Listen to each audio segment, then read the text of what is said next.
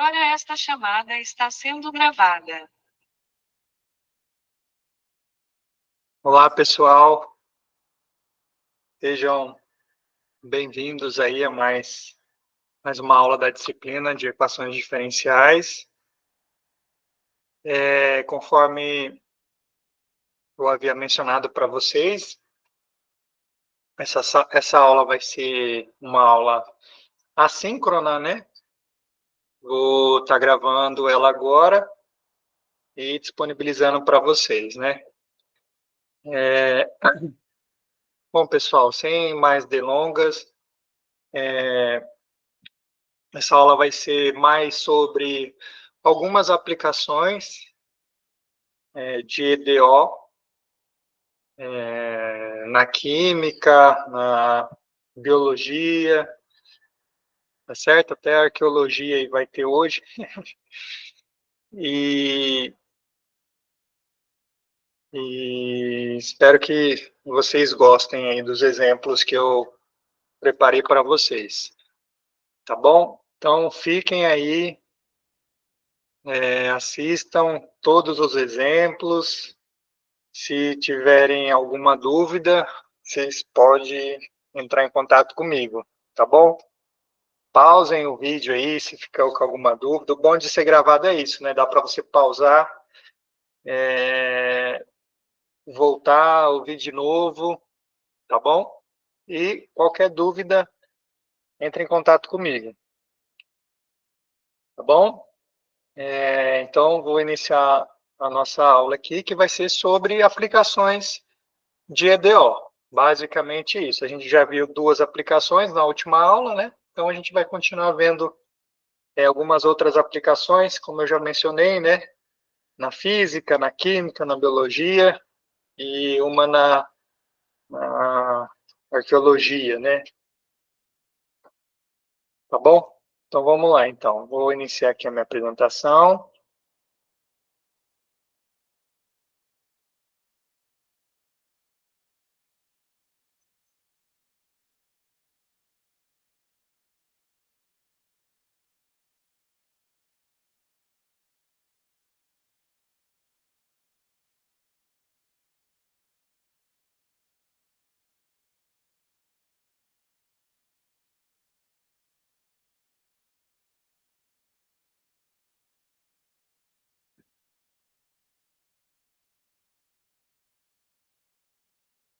Aqui não foi.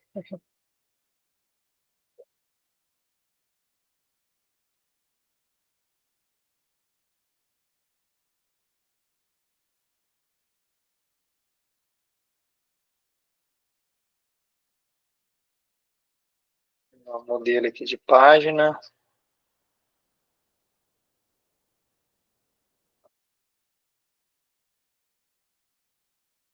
Então, vamos lá, pessoal.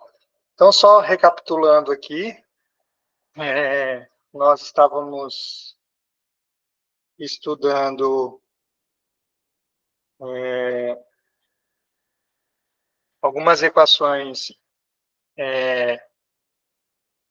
algumas EDOs, né, de variáveis separáveis.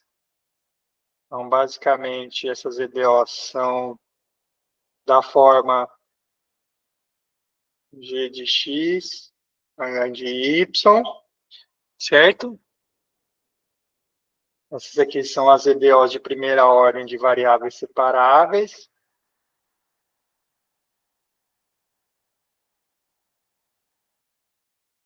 E a gente viu que dentro do conjunto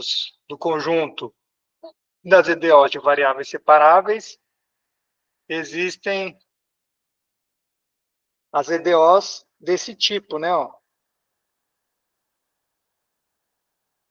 dy dx igual a uma constante k vezes y.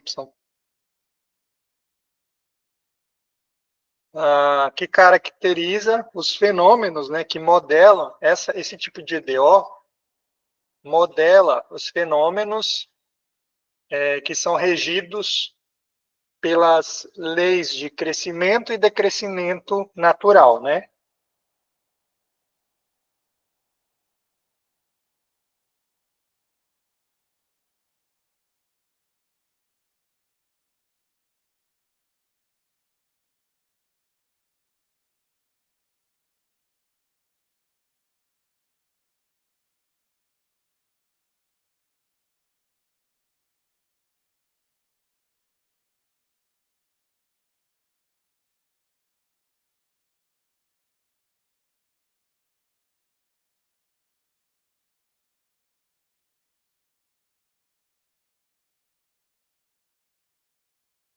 Beleza, pessoal?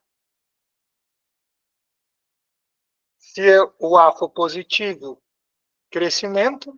Se o A for negativo, decaimento.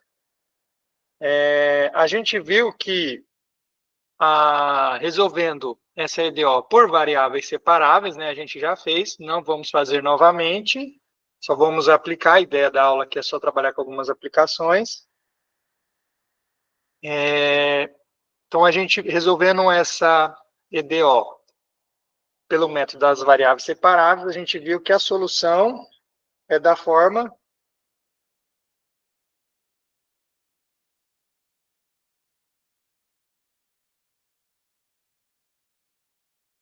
Quem lembra?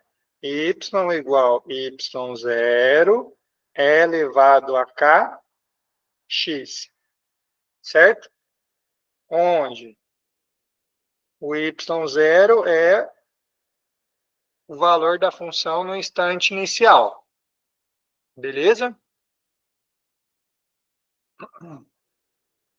Bom, então essa lei de crescimento ou decaimento natural, ela surge ou ela está presente em fenômenos cuja a taxa de variação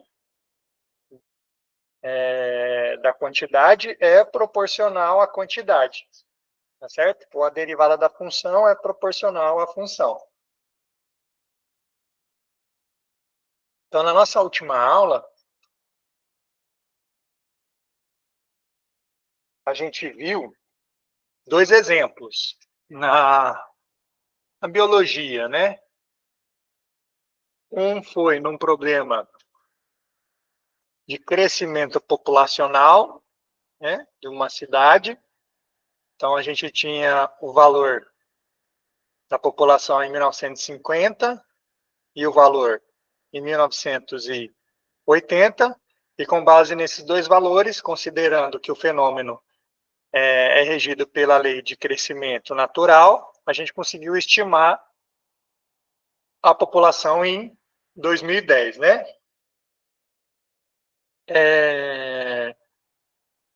Isso poderia ser feito, por exemplo, para estimar a população de Pacajá ou de Dom Eliseu para daqui 20, 30 anos. Tá certo? Você pode pegar os dados do último censo, qual que era a população, por exemplo, de Pacajá no último censo, e o dado da população de Pacajá no penúltimo.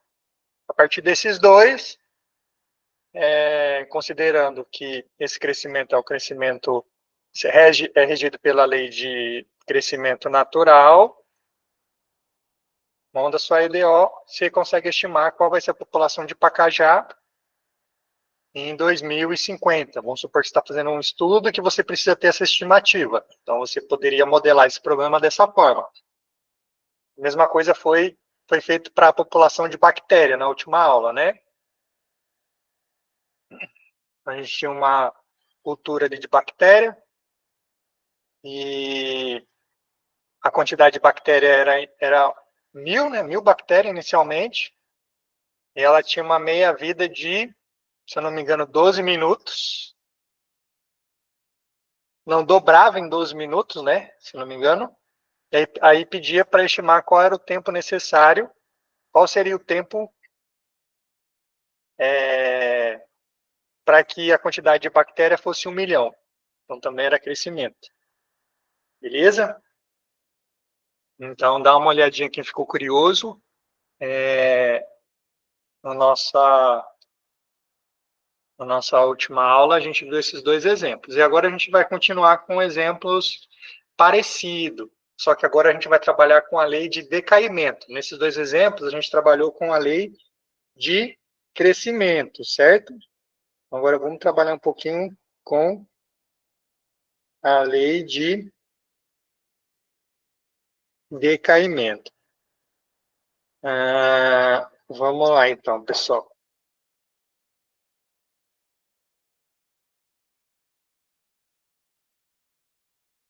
Deixa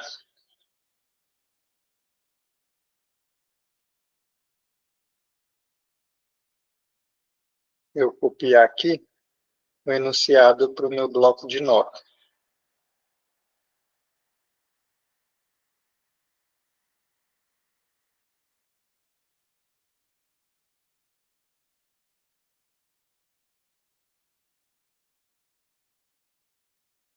Certo?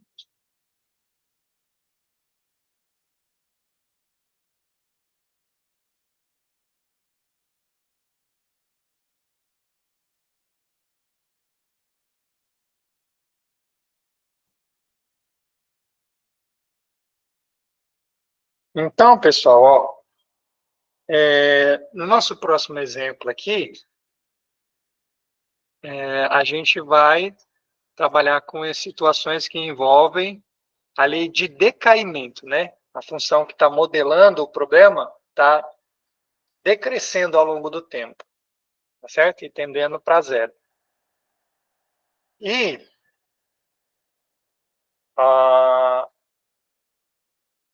esse fenômeno ele está presente em alguns problemas envolvendo alguns elementos químicos, tá certo? Então, por exemplo, alguns elementos químicos eles decaem seguindo a lei de decaimento natural e eles têm uma informação a respeito do tempo necessário para que aquela substância atinja a metade da quantidade que tinha inicialmente, tá certo? E aí, a partir dessas informações, a gente consegue estimar quando foi que o elemento ele começou a decair, tá certo? E aí a gente vai ver por que isso é interessante através de alguns exemplos. Então, só adiantando aqui para vocês, para começar já a fazer sentido, alguns elementos, como o mais clássico deles, o carbono 14, eles podem ser utilizados para você datar objetos, tá certo? Então, a gente vai ver no exemplo, né, como isso é feito, mas, por exemplo, o carbono 14, uma árvore morreu, e você quer saber quando foi que aquela árvore morreu. E todo organismo vivo, todo tipo de organismo vivo, ele possui o carbono, né? E essa quantidade, a partir do momento que o carbono morre, ela começa a diminuir. Então, você modelando matematicamente esse problema, você consegue descobrir quando foi que aquela árvore morreu, tá certo? E aí, por que que isso é interessante? Por exemplo, quando você quiser datar o pessoal da geologia, por exemplo, quer datar alguma camada da, da crosta terrestre, né? Então, você vai lá numa camada profunda e se você achar, por exemplo, uma árvore lá, aí você faz lá o processo para extrair o quanto ainda resta de carbono 14. A partir do seu problema matemático, você volta e você descobre quando aquela árvore morreu. E aí, né, com alguns outros fatores a mais ali, elementos a mais, você de repente consegue concluir que aquela faixa da crosta terrestre tem pelo menos, né, a idade da árvore. Tá certo? Então, é possível, é muito usado o carbono 14 em algumas datações, tá certo? Tem outros exemplos, mas vou deixar para citar mais à frente, tá bom? Então vamos lá. Então, só para a gente começar aqui o entendimento, vou pegar esse exemplo teórico para a gente ir entendendo. Então, vamos começar aqui com rádio, né? O elemento rádio. Então, nesse exemplo, ele diz que a taxa de decaimento do rádio é proporcional à quantidade presente em qualquer instante. Beleza? Então, aqui já tem que ficar claro para nós que se trata de lei de decaimento natural. E, portanto, a quantidade presente do rádio ao longo do tempo é modelado através da EDO dy dx igual a ky. Beleza? Então, vamos lá. Então, solução. Então, o modelo é esse, dy. Eu vou trocar o x por t, porque aqui a gente vai trabalhar com tempo, né? No caso, anos. Então, vai ficar melhor, tá? Mas se você quisesse permanecer no x, também não tem problema nenhum. Então, dy dt igual a k vezes y. Tá certo? E aí a gente sabe que a solução desse tipo de problema é y0 igual a kt. E agora a gente precisa descobrir o y0 e o k. Bom, então vamos lá. Se houver 60 miligramas de rádio agora e a sua meia-vida for 1.690 anos, qual a quantidade de rádio daqui a 100 anos? Então, ele quer saber qual será a quantidade de rádio daqui a 100 anos, tá certo? Então, se eu tiver os parâmetros y0 e k, eu consigo responder a pergunta, tá certo? Então, o parâmetro que está mais evidente aqui, qual que é? O y0, certo? Que é a quantidade inicial. Então, aqui, ó, se houver 60 miligramas de rádio agora, então a gente sabe que y0 é igual a 60 miligramas. Então, eu venho aqui e posso melhorar. 60 é elevado a kt. Agora, está faltando só o parâmetro k. E para encontrar o parâmetro k, eu posso usar a outra informação, que é sua meia-vida é de 1.690 anos. Beleza? Ou seja, o tempo necessário para chegar à metade de 60 é de 1.690. Então, a gente pode usar essa informação. Então, vai ficar como? Ó, meia-vida é o tempo necessário para atingir metade do valor inicial. O valor inicial é 60 e, portanto, a metade é 30, é igual 60 é elevado a k vezes o tempo necessário para atingir metade, que no caso é 1.690. Beleza? Então, resolvendo essa equação, a gente encontra o valor do k. Então, bora lá, resolvendo a equação. Então, vai ficar ó, 30 dividido por 60, vem para cá. 30 dividido por 60 é igual, é elevado a 1.690k. Então, vai ficar meio igual é elevado a 1.690k. Então, aplico o ln dos dois lados. Ó. Então, ln de meio é igual a ln de e elevado a 1.690k. Só lembrando, ln é a inversa da exponencial, certo?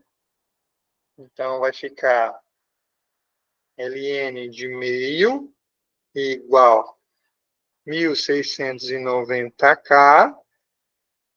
Agora, para encontrar o valor do k, basta passar 1.690 dividindo. Então, vai ficar ln de meio dividido por 1.690. Usando a calculadora para fazer essa conta, ó, ln de meio, tudo isso dividido por 1.690 vai dar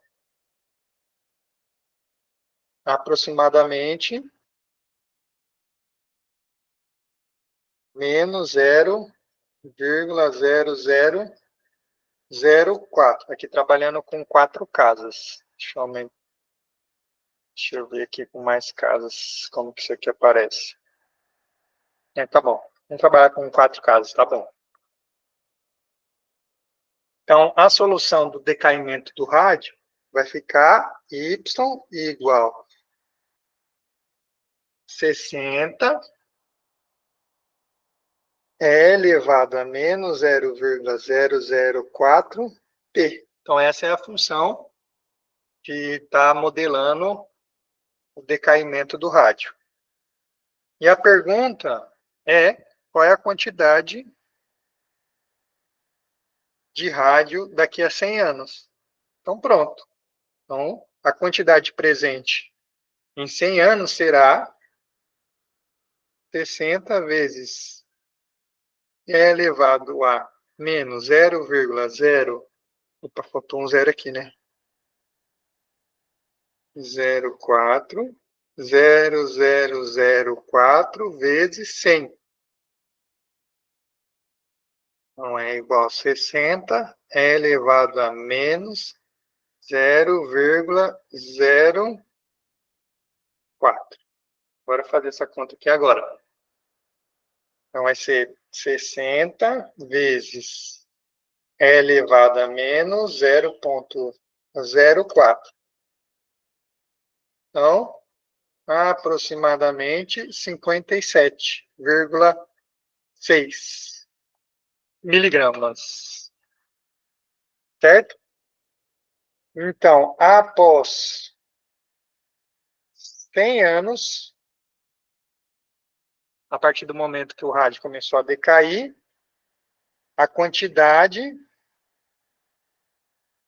será de aproximadamente 57,6 miligramas.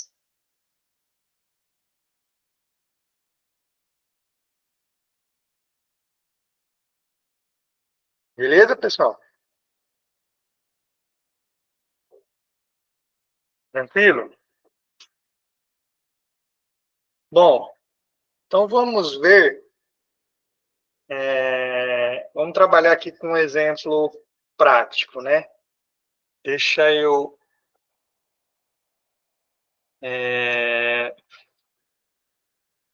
Só um momento, pessoal, só um momento. Espera aí. Vou pegar um negócio aqui. Voltei, pessoal. Ah, olha aqui quem foi buscar, ó. Cafezinho. Quem não gosta desse aqui, hein? Esse aqui é bom, hein? Seu horáriozinho.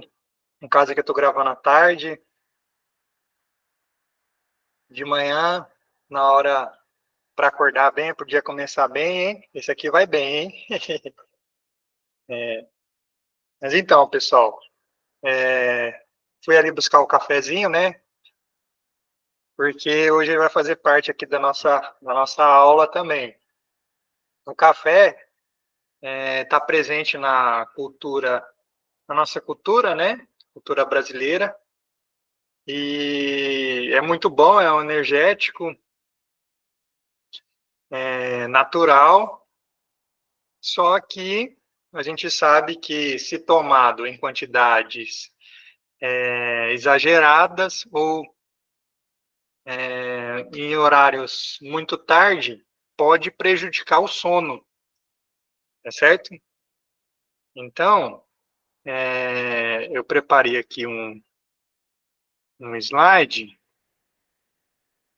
vou compartilhar aqui com vocês, rapidamente aqui para a gente tecer algumas considerações. Deixa eu só ver aqui.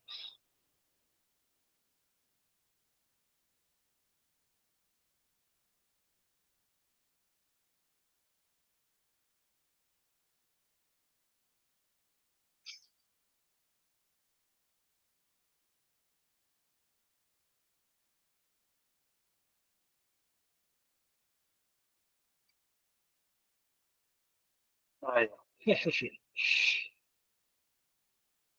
Assim mesmo aí ficou famoso, né? O senhorzinho ficou nervoso sim. Ele não tinha um cafezinho dele, né? Eu também, né? Se eu não tomar o café, eu já fico nervoso, começa a dar dor de cabeça, né? Então, compartilha também da indignação desse senhorzinho aí, tá bom? Mas vamos lá, ó.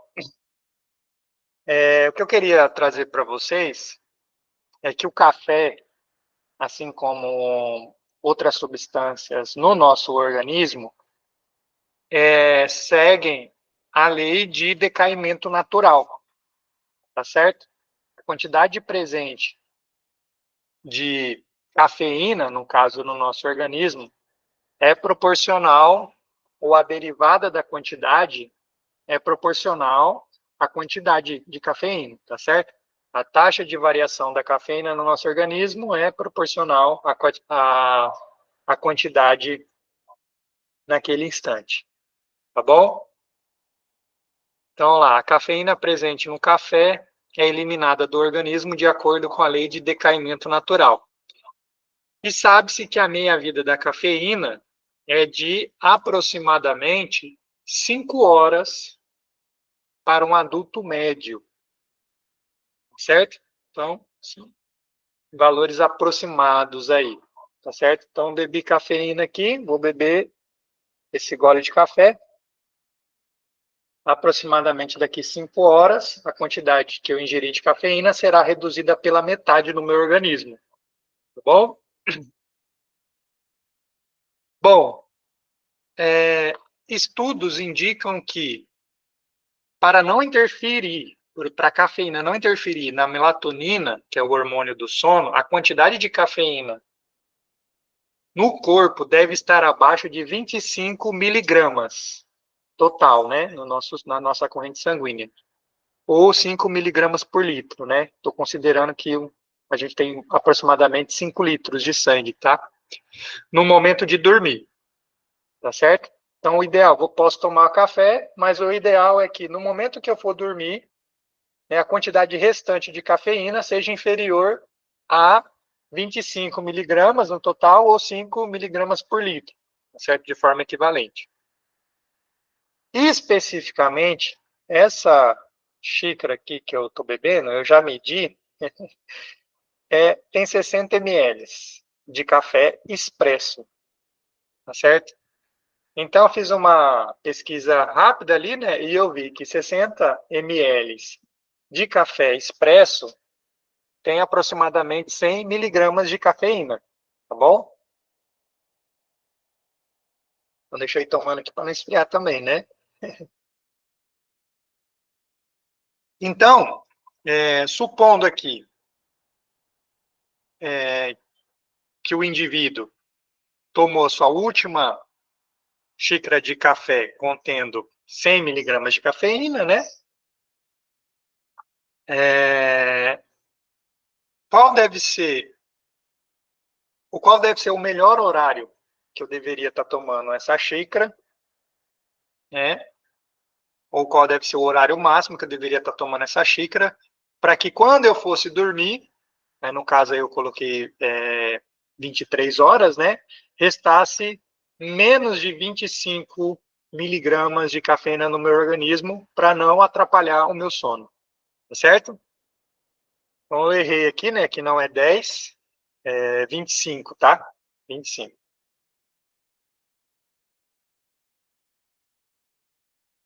Então terminei aqui o cafezinho. Agora a gente pode resolver esse problema, tá certo? Então, supondo que eu vou dormir 11 horas da noite, qual deveria ser o horário que eu deveria tomar minha última xícara de café para que, quando fosse 11 horas da noite, né, a quantidade restante no meu organismo de cafeína tem que seja menor do que 25 miligramas. Beleza?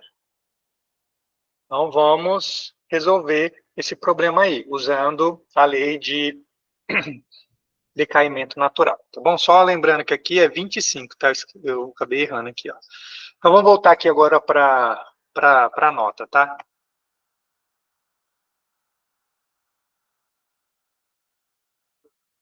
Agora, nota aqui. Vamos lá, pessoal.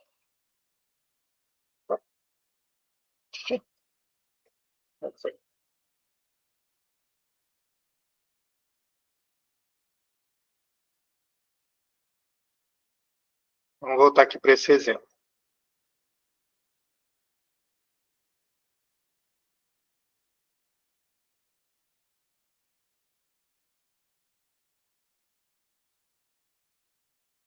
Então, pessoal, vamos lá.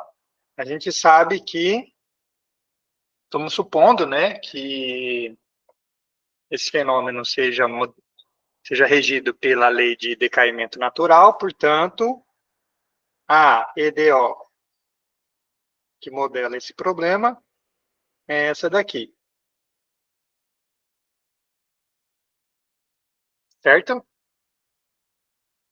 E qual é a informação? A gente tem T, vou colocar T aqui, horas, e Y miligramas, né? Tudo de cafeína.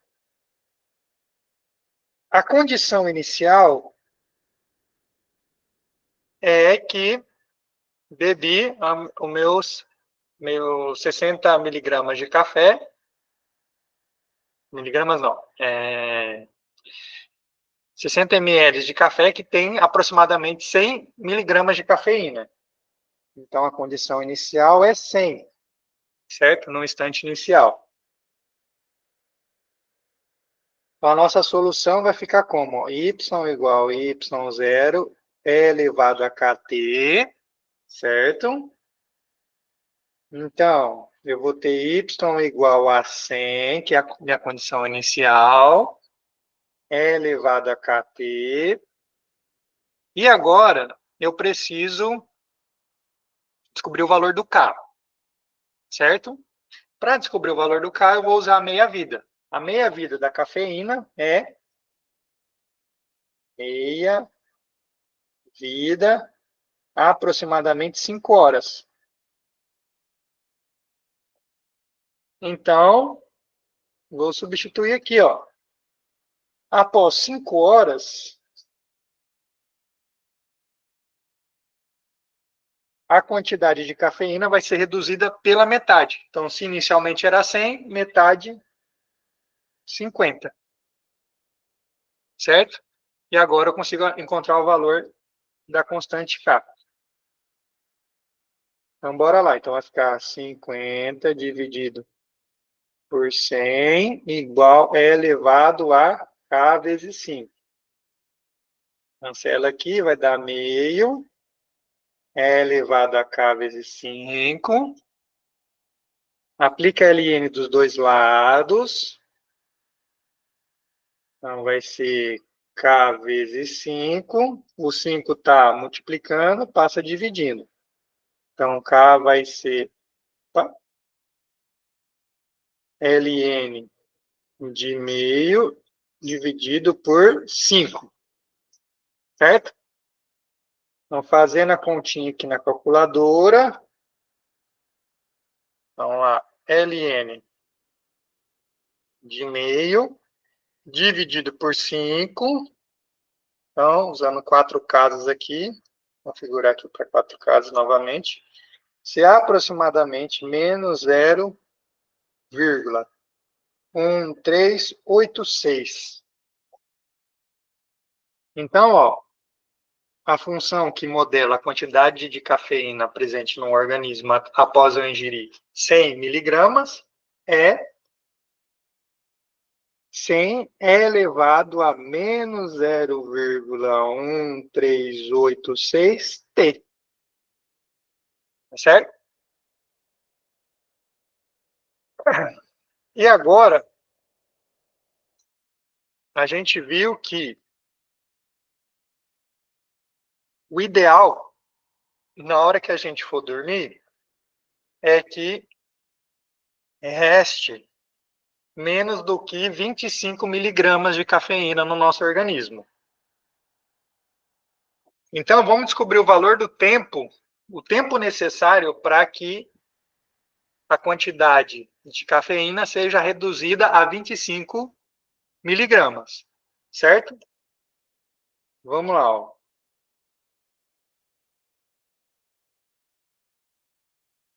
Olha lá, tempo para cafeína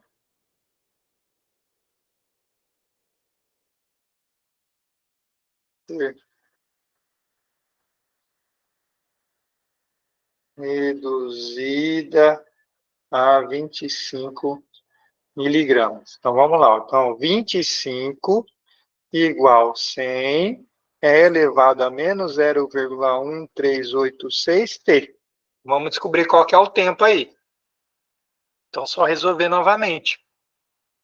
Então, vai ficar 25 dividido por 100 igual elevado a menos 0,1386T.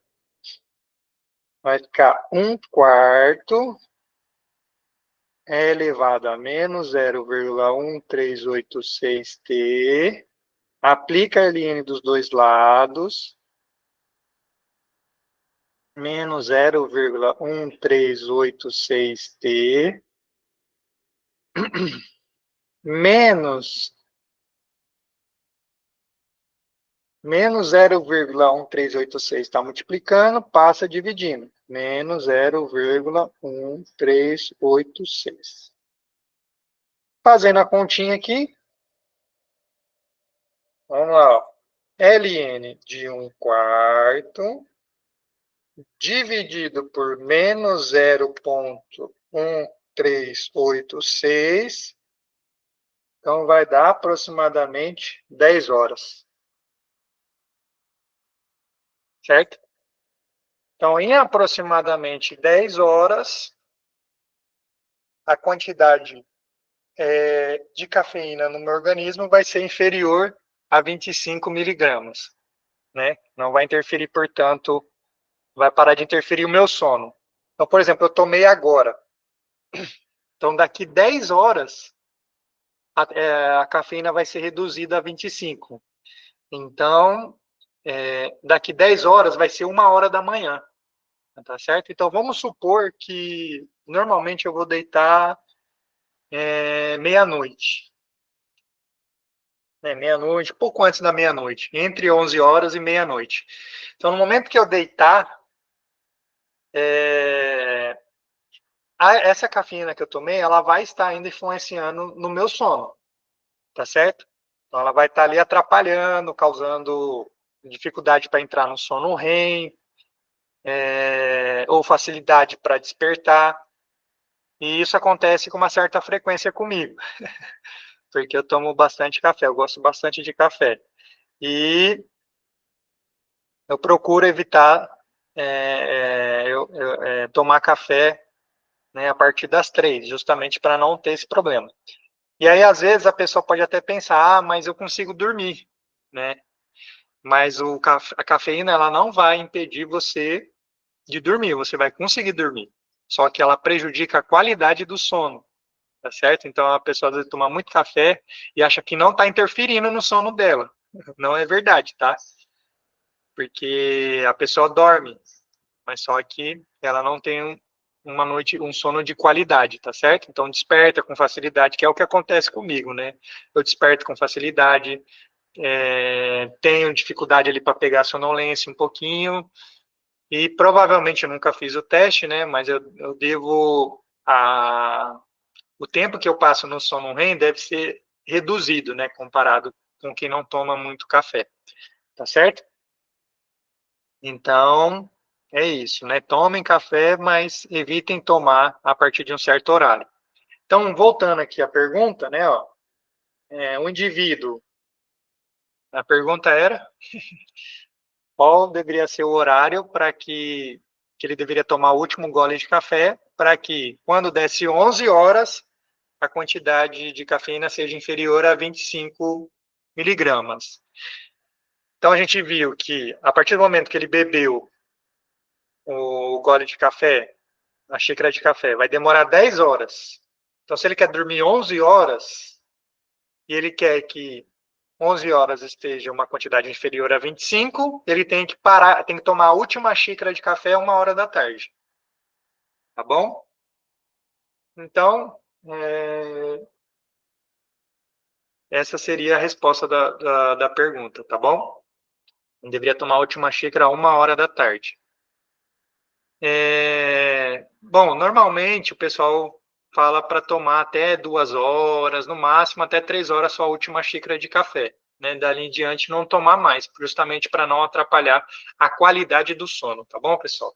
Então esse é um exemplo que eu quis trazer para vocês, que junta dois amores aí, né? Principalmente do matemático, né? Que é o café e a matemática. Beleza? Bom, vamos passar então para um terceiro, no caso, um terceiro exemplo, né? Eu havia mencionado um exemplo na arqueologia, né? Então, bora lá, então. Deixa eu parar aqui.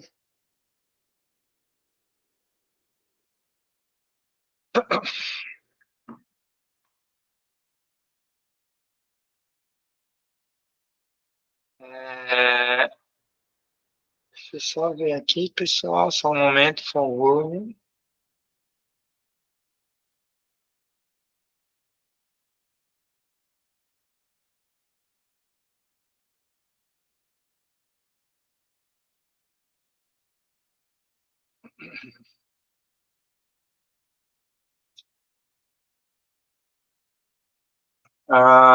Bom, pessoal, vou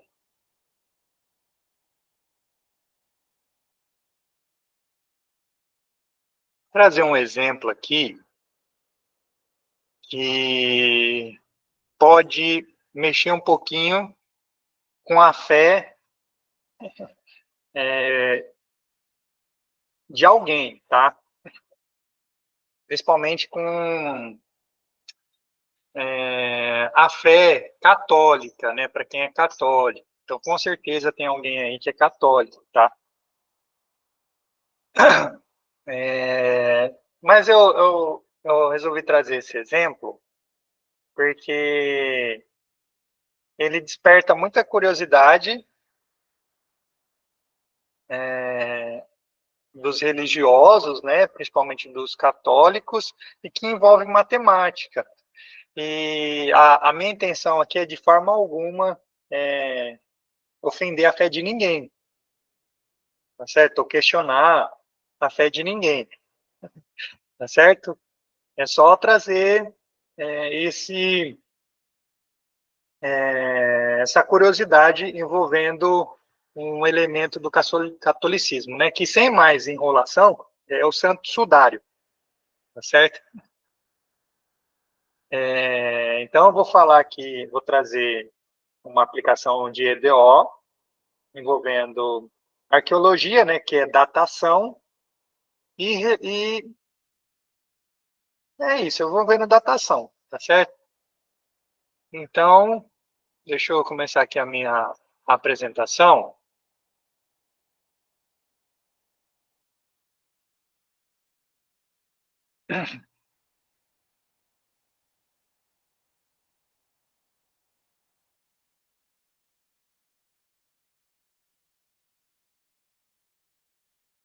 Então, fica aqui.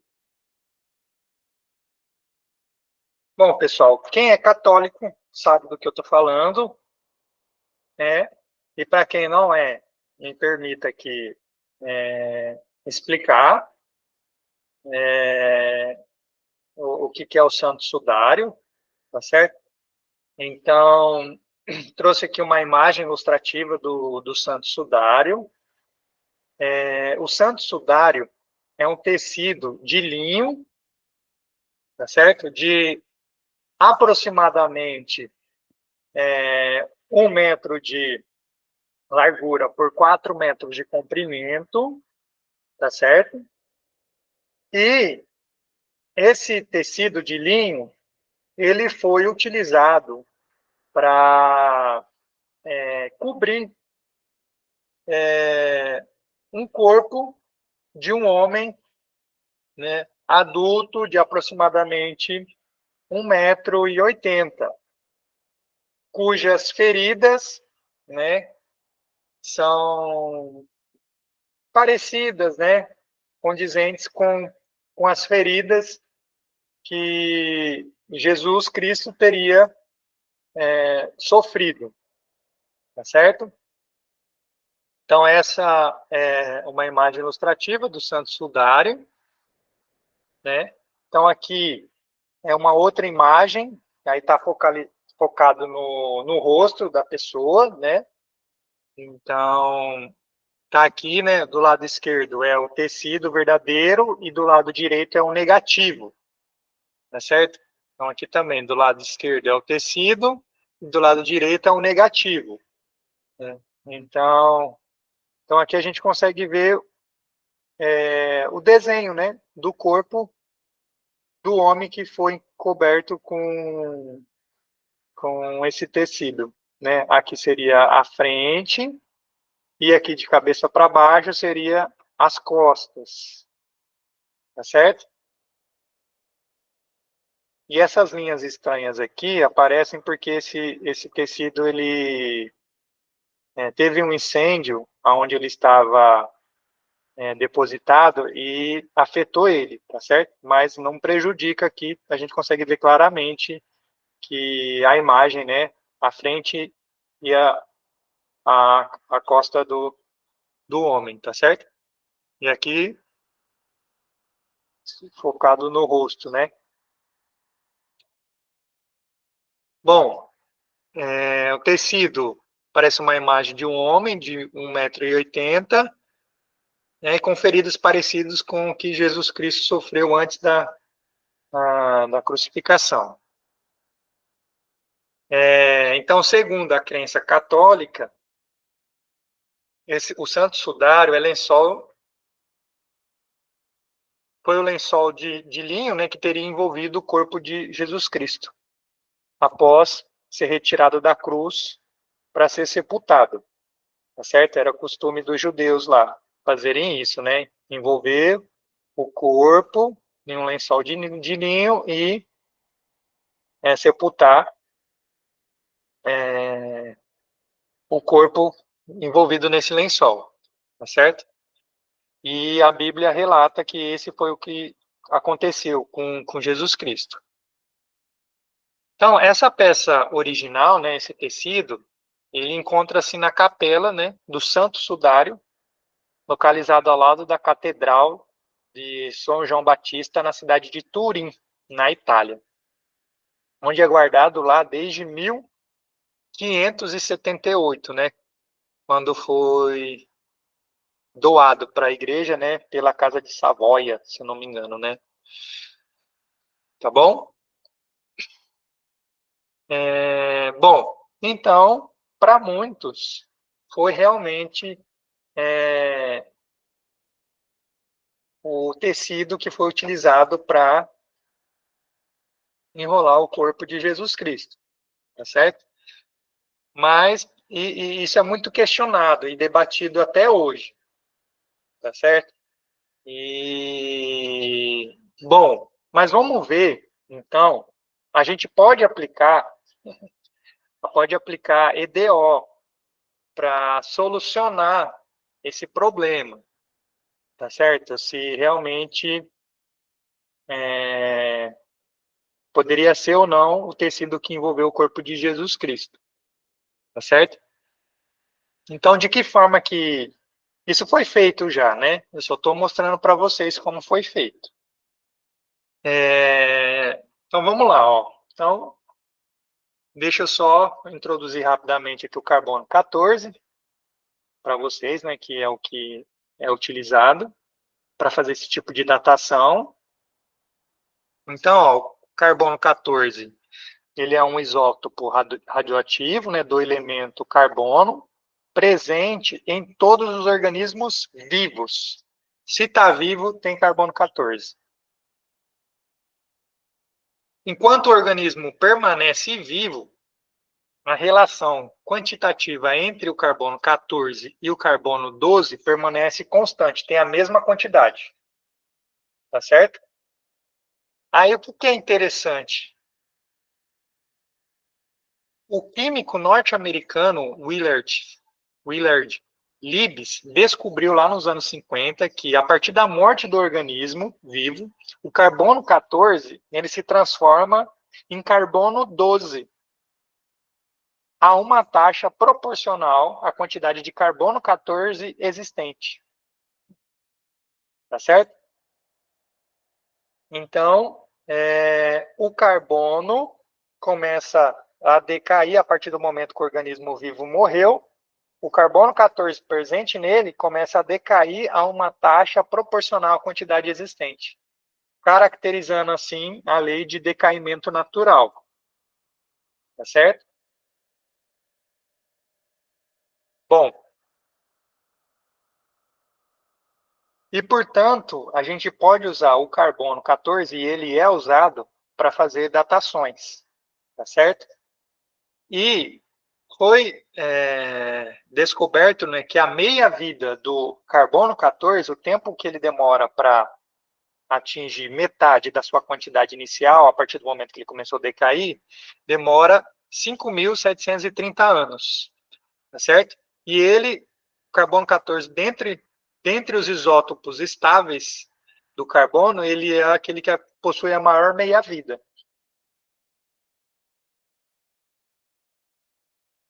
Então, carbono 14, né? O radiocarbono é comumente usado em datações radiométricas, um método para determinar a idade de objetos que contêm matéria orgânica. Tá certo? Então, aonde ele é usado, né? Restos de seres vivos, tá certo? Então, a gente consegue pegar o material lá que sobrou e ver a quantidade de carbono 14 existente, montar a nossa EDO, encontrar a solução. E aí a gente consegue descobrir quando foi que o carbono 14, naquele material de ser vivo, começou a decair. Ou seja, quando o material morreu. Né? Quando o ser vivo ali, daquele material morreu. A gente consegue fazer datação. Tá certo? Os sedimentos e depósitos geológicos, né? A camada da crosta terrestre, camadas, tá certo? Então a gente consegue, é possível também fazer a datação. Uma certa restrição que eu já vou falar para vocês lá no final. Pode ser com um pedaço de tronco de árvore, ou com um próprio ser vivo que ficou lá soterrado. Também, de forma parecida, você consegue datar artefatos e sítios arqueológicos, tá certo? Então, você está escavando algum lugar lá na Grécia para descobrir algum sítio arqueológico, quer saber de quando é aquele sítio, aquela cidade antiga. Então, o que você pode fazer? Você pode escavar, até achar um resto de pedaço de osso de galinha, por exemplo. Você precisa achar algum resto de ser vivo. E aí você faz a datação daquele osso de galinha, por exemplo, né? E aí você consegue saber quando foi que a galinha morreu e, portanto, você consegue estimar de quando é aquele sítio arqueológico, tá certo? Então, é dessa forma que o carbono 14 pode ser utilizado na datação. Beleza? Então, vamos usar essa técnica para descobrir. Foi usado, na verdade, né? Foi usada essa técnica para descobrir quando foi que o homem que foi envolvido naquele tecido de linho morreu, tá certo? Então, ali deixou o resto de materiais orgânicos lá. A pessoa que foi envolvida naquele tecido de linho deixou o resto de materiais orgânicos. Então, em 1988, né, os cientistas do Museu Britânico tiveram acesso ao corte do tecido de linho do santo sudário.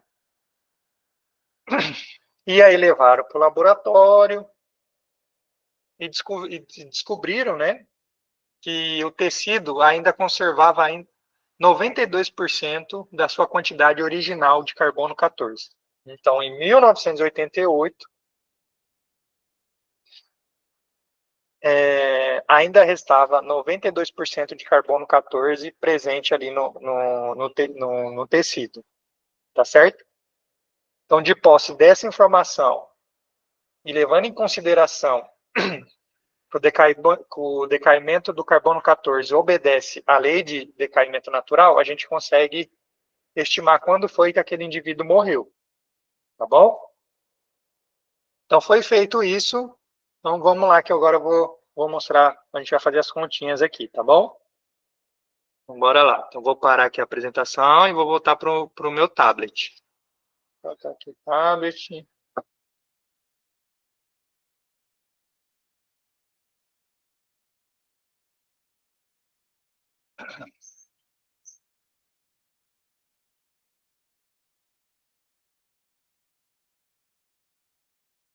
Então, vamos lá, pessoal. Datação por carbono 14. Datação por carbono 14. Vamos lá, Santo Sudário. Santo Sudário. Então, conforme a gente vai usar a informação do químico, né? Willard Libes, né, que descobriu na década de 50 que o decaimento do carbono 14 obedece à lei de decaimento natural. Então, satisfaz essa EDO aqui, certo? T anos e Y quantidade de carbono.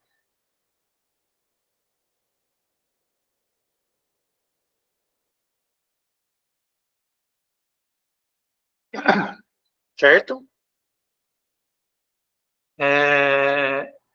A gente sabe que a meia-vida do carbono 14 é de 5.730 anos.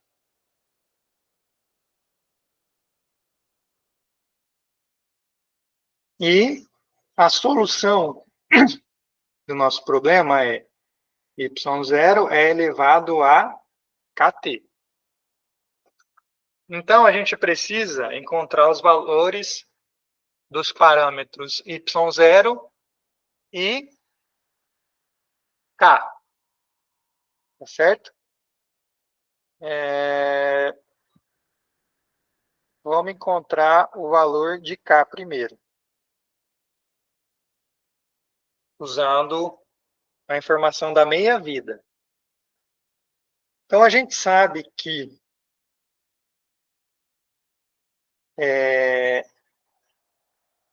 y0 é elevado a k vezes 5.730 corresponde a metade da quantidade inicial, né, quando ele começou a decair.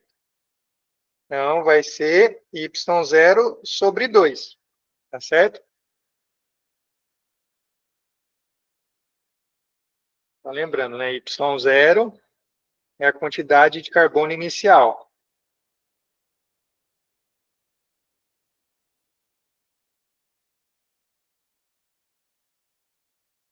Quando ele começou, quando o organismo vivo morreu, né?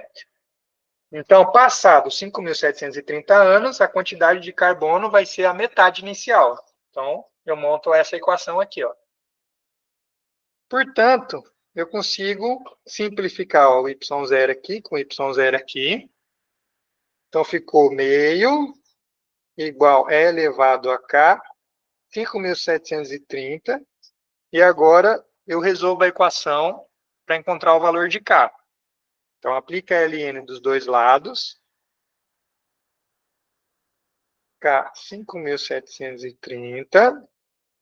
O K está multiplicando, passa dividindo.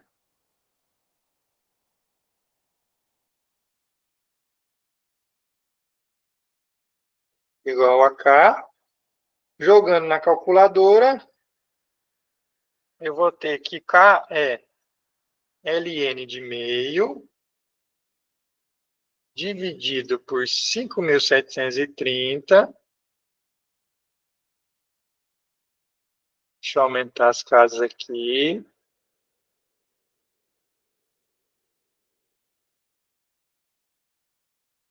Vamos arredondar aqui para aproximadamente menos 0, vamos arredondar aqui, 0,001.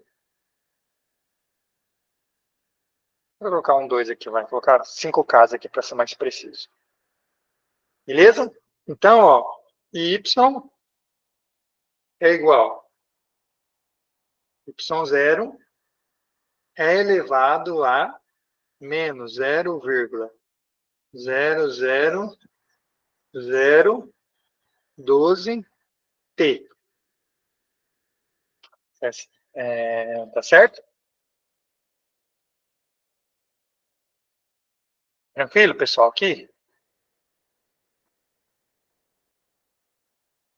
Bom,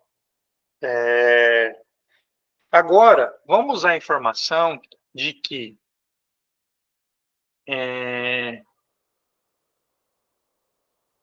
quanto tempo, a gente sabe que em 1988, né, os cientistas lá do Museu Britânico descobriram que em 1988 restava ainda 92% de carbono 14, né, na amostra lá que eles pegaram. Tá certo? Então, o que a gente pode fazer?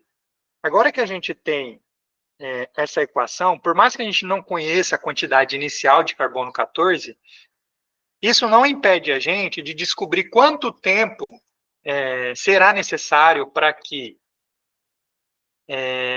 o carbono 14 atinja 92% da sua quantidade inicial. Tá certo? Então, a gente consegue descobrir quanto tempo é necessário para que o carbono 14 atinja 92% da sua quantidade inicial. Tá certo? Então, a gente pode fazer isso. Ó. Quanto tempo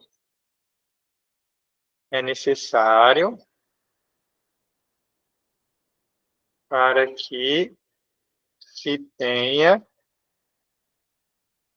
92% da quantidade de carbono 14 inicial. Então, vamos lá. Ó. 92% da quantidade inicial. Então, eu posso montar a seguinte equação, né? 92 dividido por 100 vezes y0, né? Então, vou ter 92% da quantidade inicial. Igual y0 é elevado a menos 0,12312t. Então, nessa equação eu consigo descobrir quanto tempo será necessário para que o carbono 14 decaia a 92% da sua quantidade inicial. Certo? Então, agora é só resolver. Ó. Bom, percebam que eu não preciso saber a quantidade inicial, já foi embora. Certo? Então, vou ter 0,92 igual E elevado a menos 0,12312t. Certo? Aplica ln dos dois lados. Então, ln de 0,92 igual menos 0,12312t. Então, t vai ser igual a ln de 0,92 dividido por menos 0,00012. Então, t vai ser aproximadamente, vamos descobrir, 0,92, ln de 0,92 dividido por menos 0,12312. 12, né? 00012.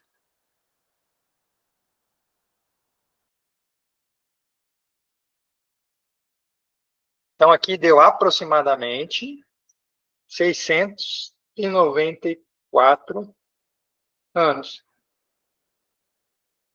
certo? Então, a partir do momento que o organismo morreu, o carbono 14 começa a decair e, portanto, ele demora 694 anos para atingir 92% da sua quantidade inicial. Tá certo? E, portanto, se a gente fizer a seguinte conta, né, a gente viu que em 1988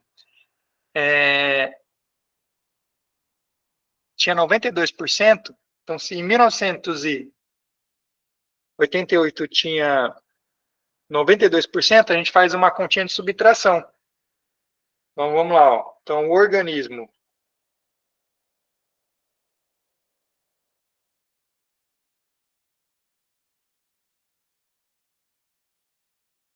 vai pegar 1988 menos 694, certo?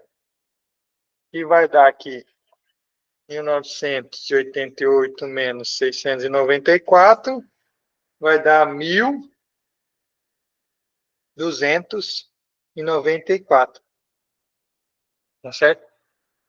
Portanto, o homem que morreu e foi envolvido naquele lençol de linho teria morrido em 1294, tá certo? E, portanto, não poderia ser o lençol de linho de Jesus Cristo, né? E Jesus Cristo morreu há 2000 anos atrás, tá certo? Então, esse seria um argumento contra, né, a questão do santo sudário ser realmente o tecido de linho que envolveu, né, o corpo de Jesus Cristo, tá bom? Então, é isso, né? Eu queria trazer esse exemplo, né, porque é um exemplo intrigante, né? Eu achei bastante curioso, assim, né? Envolve questões de datação e é isso, né? Mas é isso, pessoal. De forma nenhuma eu quero questionar a fé de ninguém, tá certo? Só que é um exemplo interessante. Se eu não me engano, eu posso estar enganado, né? Mas é isso, tem muitas controvérsias ali a respeito do santo sudário, ser ou não realmente o tecido, né? Que envolveu o corpo de Jesus Cristo. Mas beleza, pessoal, esse é o exemplo que eu queria trazer para vocês, né? Envolvendo datação. Tá bom?